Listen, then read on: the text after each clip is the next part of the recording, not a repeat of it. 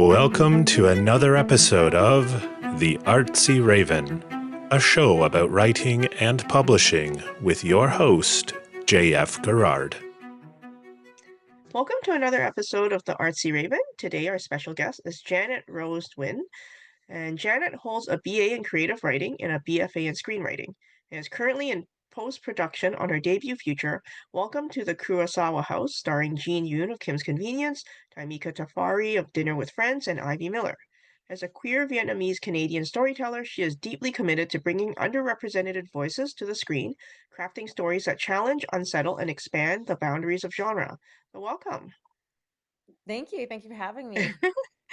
Now, you hold a BA in creative writing and a BFA in screenwriting. How do these dual story disciplines help you with your voice as a filmmaker? Well, the funny thing is that actually I was getting a degree, a double major degree, but then because I left school and went back, I actually had so many credits that they were like, "Oh, you can split this up into two different degrees." So Oh, that's the reason. Yeah, I so will it's get like, one for you now. yeah, exactly, exactly.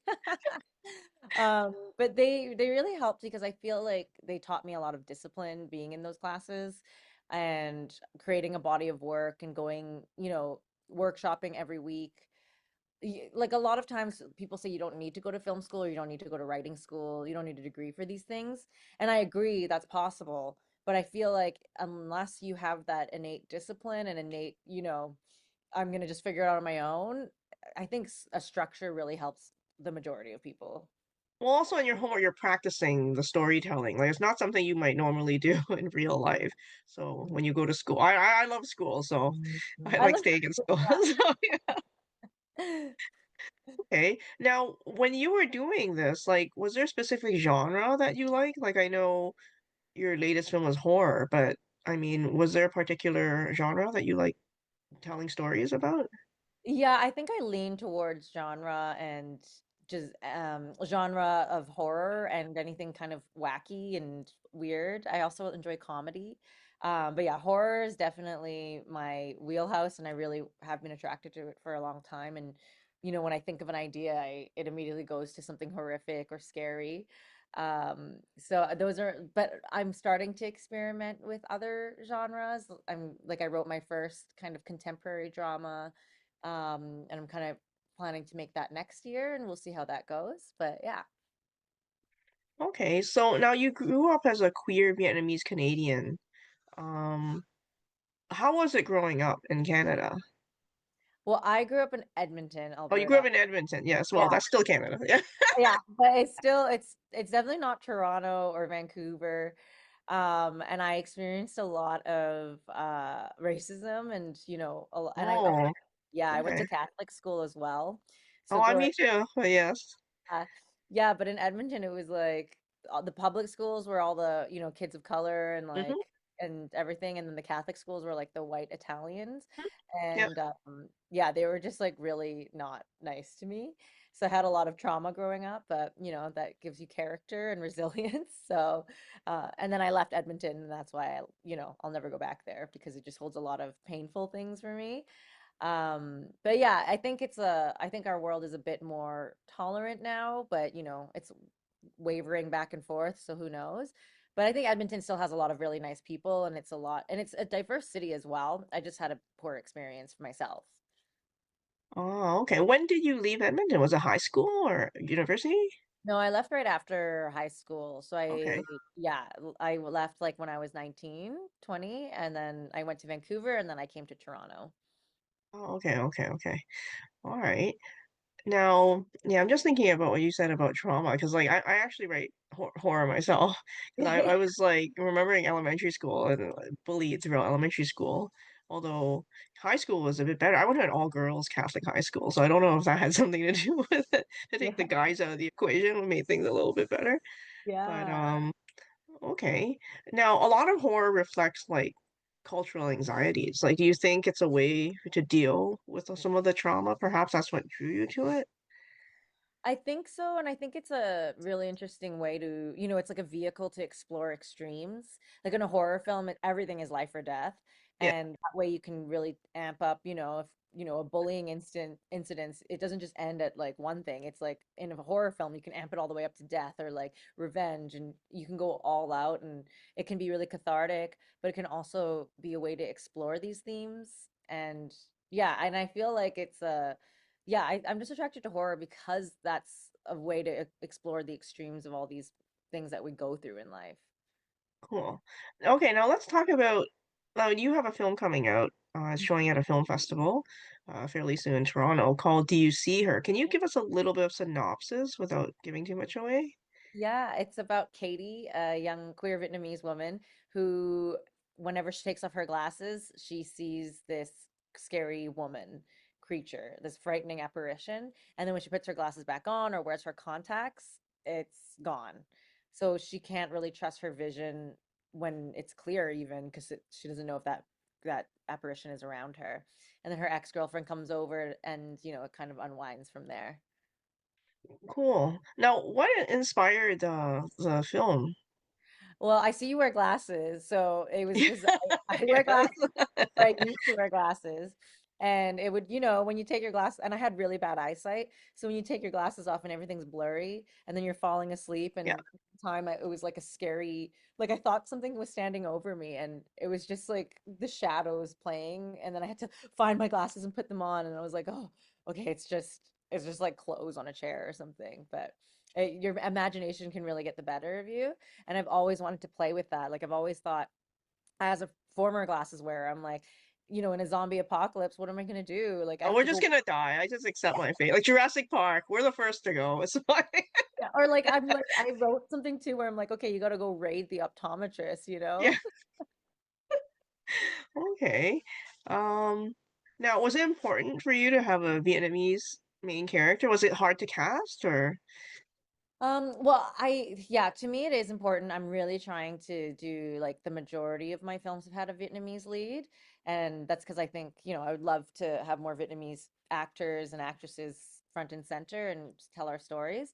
It actually wasn't hard to cast because luckily I've made a community of Vietnamese Mhm. actors in Toronto. And Ivy I've worked with a lot, and she's Vietnamese. And then Kimberly Ann, who joined us, like she actually wasn't available, and then we made it work because I really wanted her to be in it. And then it ended up that she was Viet and Ivy was Viet, and I was like, oh my God, let's put some Vietnamese in this, and make it like a Vietnamese film too, even though it's still a modern horror contemporary film, but there's just some Vietnamese in there that I think is really special because it hasn't really been explored that way before. So I want to keep doing that. Yeah, because when I think of like actors, like Asian actors, I think about they're like Korean, Chinese, Japanese, Thai, and then Viet. I have to, like, I don't know any Vietnamese actors. So, Yeah, yeah, yeah, exactly. I yeah. know, I know. With the sympathizer, there's a few more, but yeah, there's not too many of us, but there is a lot of us coming up and out. So Okay. Now, you wrote this script, so how did you make it happen? I mean, I imagine it's more complicated than publishing a book. Like that's what I do, which I think is complicated, but at least I can do it myself because self-publishing has opened a lot of doors to a lot of people. Like if you yeah. can't find a publisher, just do it yourself. But film is different. It costs more money, I think. So, yeah. Yeah, that's so funny because I feel like publishing a book, there's so much. You're right, though. You can just self-publish now, which is so beautiful. But I think that's the other thing with the internet and, all these tools we have that has democratized all of this art creation is like, you can have a YouTube channel and you can have millions of people watching your films just because it's not in Mhm. theaters.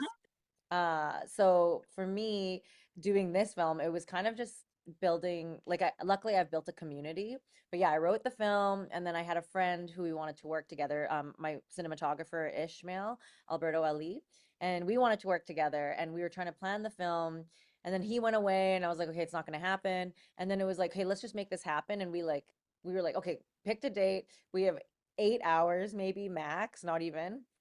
And I was just like, here's like $500, get equipment. And then I was like, let me find, yeah, like, okay, you get the equipment. I'm gonna find the crew, like, let's go. And luckily people in Toronto, and if you have a community, people want to create art, and you know, we want to like be able to explore our crafts. And sometimes you have to do free work or free labor, which I would like my goal is to pay everybody fairly and above Yeah. fairly. But in something like this, it was like pulling favors or getting people who want to expand their portfolio. And I've worked with a lot of them now and, paid them in my future projects. So yeah, it was like gathering that community and then just kind of getting it done. But yeah, creating a film takes a lot of work and you need a lot of people and a lot of moving pieces. So that's why it's nice to have a producer or a team to do things. This film, though, I did do myself because it was just like, okay, let's get some people and do it. So I learned a lot on the way because I had to do everything on my own, like producing it, even editing it post production. So this one actually taught me a lot because I made a lot of mistakes. Okay, now you had another film, Welcome to the Kurosawa House. Can you tell us a little bit about this one? Yeah, so welcome to Kurosawa House. Okay. Yeah, and it's my first feature, again, independently done, kind of used some money, some savings, and got a team together, booked a house for 5 days, wrote a script, and then I had another cinematographer, Quan Long, and we wanted to work together. And he was like, "Okay, I'm coming to Toronto for 4 days. Let's film something." And then I said, "Okay, here's my idea. Is it crazy to do this and do a feature in 4 days?" And he was like, "Yes, that's ridiculous." Like, because a short film will usually, like, even one scene can take 10 days in a movie. So doing a whole feature film in 4 days is really ridiculous. But we managed to extend it to 5 days, and I wrote him my idea, and he's like, "Yeah, we can do this." And the reason we could do it was because it's a found footage film. So kind of like Blair Witch or Paranormal Activity, where the camera is diegetic to the story, and it's about two women who go into Kurosawa House, which is an elite A-lister rehab center that promises to get rid of your technology and social media addictions. So then it's But like, and you managed to get like Jean Yoon, like she's a big name too. yeah, I know. We just asked. We, Okay. yeah, well, because my producers were like, "Well, who do you want for this?" And I was like, "Oh, I'd like someone older and, have this like intergenerational story, but also kind of like a weird mothering Mhm. vibe." Because she's the director of the house and she walks the two women through the process. And it's kind of psychological torture. And Mhm. then it ends in like a sci-fi kind of way. But yeah, and I said Jean Yoon as a joke, and then we managed to actually get her. That's awesome. Oh, but the title, the Kurosawa, is it like reference to anything Japanese or? Well, actually, Kurosawa is like a really popular last name, but Okay. obviously there's, the famous filmmaker. Mhm. And so and that was a working title, but then I just really loved the way it sounded. And I think it was kind of also, I'm playing with a lot of themes when I was writing it. And it's kind of the theme of AI as well, and capitalism and selling, mass consumerism. And I feel like because sometimes brands will co-opt Japanese to sell things. And I Mhm. think I was like, I'm gonna keep this name because I feel like it's in the vein of that. Like it's co-opting the Japanese culture and the aesthetic and the story to sell this thing that is not like it's Yeah. not like that at all. Yeah. Yeah. Just laughing because I bought something for my sister from the Chinese supermarket. I thought it was Japanese, but then when she looked at it, she's like, "It's from China." I said, "But it has Japanese letters on it," because I was confused. I was like, "Okay, okay, sorry." Okay. Now, a lot of people have noticed there's a new generation of women and queer filmmakers and people of color redefining like film. Like, what do you hope the future to be like for you? Oh, well, I hope that, in the future people like me and my peers, queer people, women of color, people with disabilities, like I hope that our films can be in the theaters and get these huge runs. And, and I hope that one day movies aren't just about the box office and Mhm. things that are getting greenlit are just, remakes or Oh, sequels, it'll be written by AI. Yeah. or IP. It's like let's make creative risks Yeah, and have exactly. fun with it. Yeah. Yeah. So and Or I they love, retell stories, right? Like it's like the sequel to the sequel to the sequel. yeah, it's like, do we really need another iteration of like I don't know what's out. Everything's a I'm remake. thinking about So like Mission Impossible. How many more Mission Impossibles are they gonna make until the poor man can't move anymore? Oh, don't worry, we'll put an AI to cover oh his face. yeah. I know exactly. It's like, how many more times can we do that? I mean, I love Mission Impossible though. I am a secret I Mission know. Impossible fan because it's really fun Yeah. and action. But yeah, I think we can have some more fun with, I think we can have more fun with the movies. I think we can have more fun and be more experimental. Oh, definitely. Okay, now what advice would you give to writers who want to transition into filmmaking? Or I guess anybody in general. Yeah, well, for writers, I would say learn the craft of screenwriting because it is because I write as well, like prose and fiction, and it's completely different in a Mhm. format and a storytelling way. But yeah, if you can learn the craft of it and then just do it, and then my other advice to anybody who wants to be in film or write screenplays, anything like that, is I think the number one thing I've learned is discipline. You just need to have discipline. You need to sit down, set a timer, and you got to write. You got to work on it. And then you got to know that it's not going to be good the first pass and don't let your ego get in the way. You just got to keep going. And I'm still learning that. I'm like, okay, I've written all these screenplays now and I'm like, but they're still not I'm still not as good as I want to be, And I have to practice that and keep going. And that's the same with filmmaking too, which is harder because you have to put money in and get a team together. But nowadays you can use your phone and you can learn the craft. So I think there's just so many ways that you can be creative, and if you really want to do it, you can learn it. But it's all about discipline. Like you can't just, and I have ADHD, so I'm used to picking something up and doing it for like 3 days and then dropping it. But I think any kind of art that you want to do, you have to have discipline and continue doing it and coming to the table even when you don't want to. Just like the gym. Okay. Oh, I hate the gym. But yes, I run and I hate running, but I still do it anyways. Because you feel good after, right? You're like, oh, wait, I Yeah, you need feel good after. that. Uh, now, what was the best piece of advice you got from someone else? Ooh. I think in my acting days, I think one of the best pieces of advice I heard in an acting class was drop your ego at the door. Yeah, and I think it's because and I think in this industry, especially in film and stuff, and you go to parties, you Yeah. go, you're out, and I think there's a lot of egos that can come up, and I feel like the biggest advice is, drop it at the door because you're always learning and you're always becoming. And as an artist, we have to be open and sensitive, and sometimes our ego can get in that way. My gosh, I heard the opposite thing when I was doing my MBA, but the marketing teacher was like, "You have to toot your own horn because no one's gonna toot your horn." And I was like, "All right." I mean, okay, that's also good advice though. It's such a fine It's, balance, it's true. It's you have true. to toot your own horn, yeah. Yeah, because you don't want to appear like really arrogant, and Yeah. people wouldn't want to work with you, right? Yeah.